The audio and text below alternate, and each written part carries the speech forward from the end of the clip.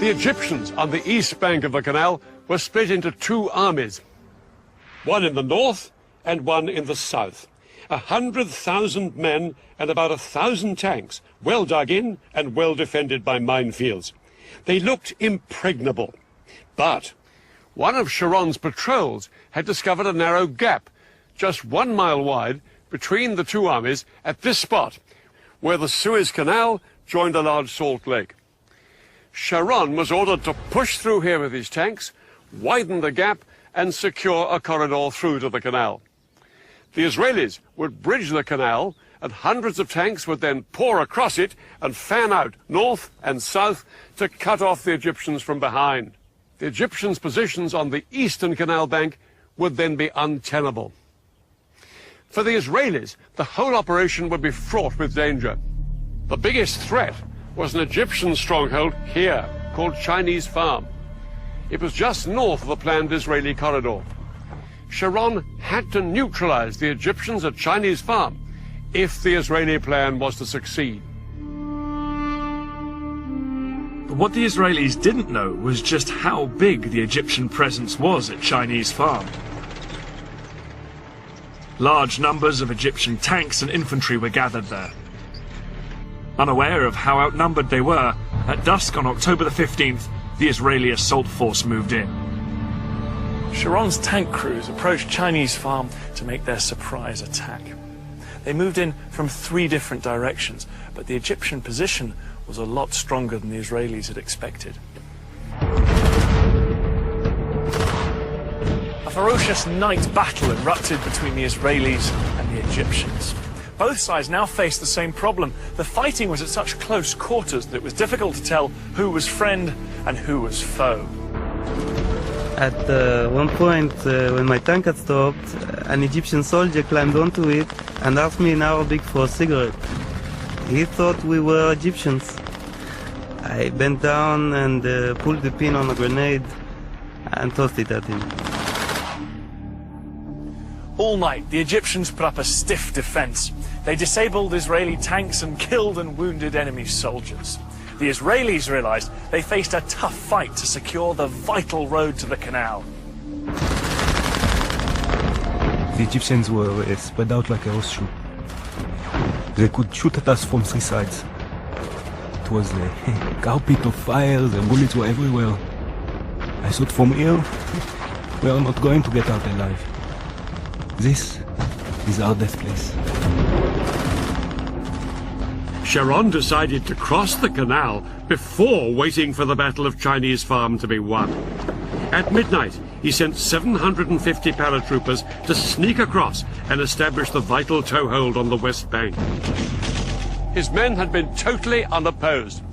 But to turn this into a major breakthrough, the Israelis would need to get thousands more men and tanks across the canal. In fact, the Israelis had built a mobile bridge a year before the war for just this purpose. The bridge was 180 meters long, weighed 400 tons, and took 3 days to put together. Once assembled, it was towed on metal rollers through the desert by 12 tanks along the only road down to the canal. But there was a problem. Because of the fighting still raging at Chinese Farm, the road to the canal was blocked by a huge traffic jam. By daybreak, the bridge had only traveled 2 miles. There were another 13 to go. Sharon needed to get tanks across the canal to reinforce his troops who'd crossed earlier. Without the bridge in place, he had to float 50 tanks across on inflatable rafts. The sudden appearance of Israeli tanks on the west bank of the canal was a huge surprise for the Egyptians. Soldiers manning the SAM batteries reported that groups of several tanks would show up in the distance, open fire at them, and then disappear.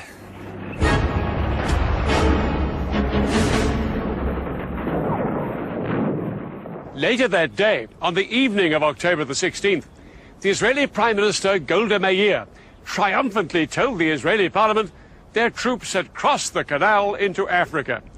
In reality, it would be another 2 days before the Israelis secured the corridor to the canal. It wasn't until October the 19th that the bridge was finally in place.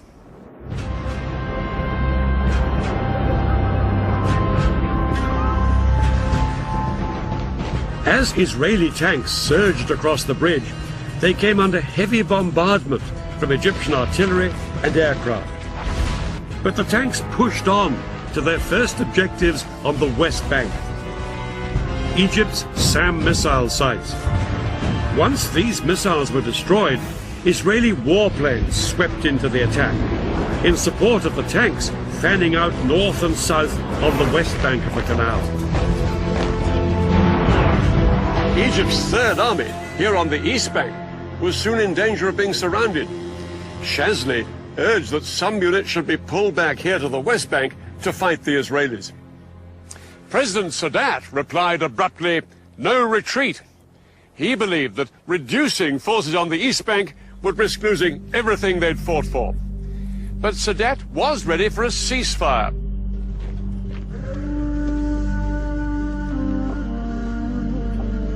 It was announced on the 22nd of October. The Israelis agreed to the ceasefire as well, but in reality ignored it and pushed on south to secure more land west of the canal.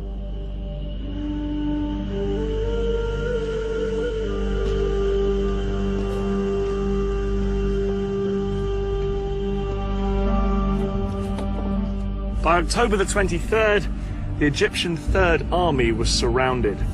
The supply lines of its 45,000 men were cut. With only 4 days of food and water left, it wouldn't be long before they were starved into submission.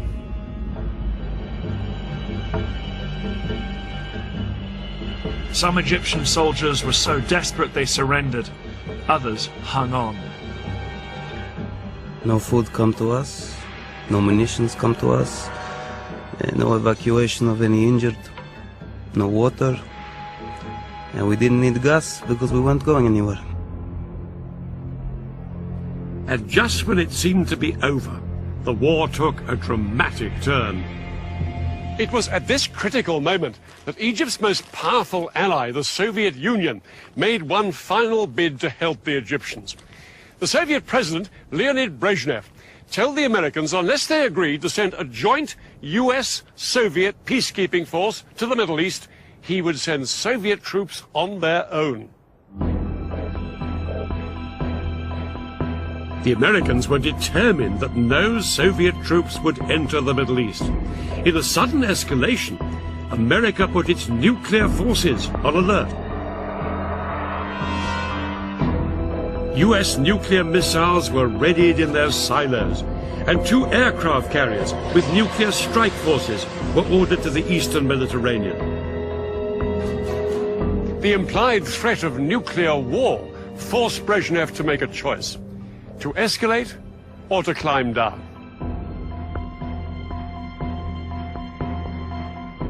Brezhnev decided to climb down, and no Soviet troops went to the Middle East.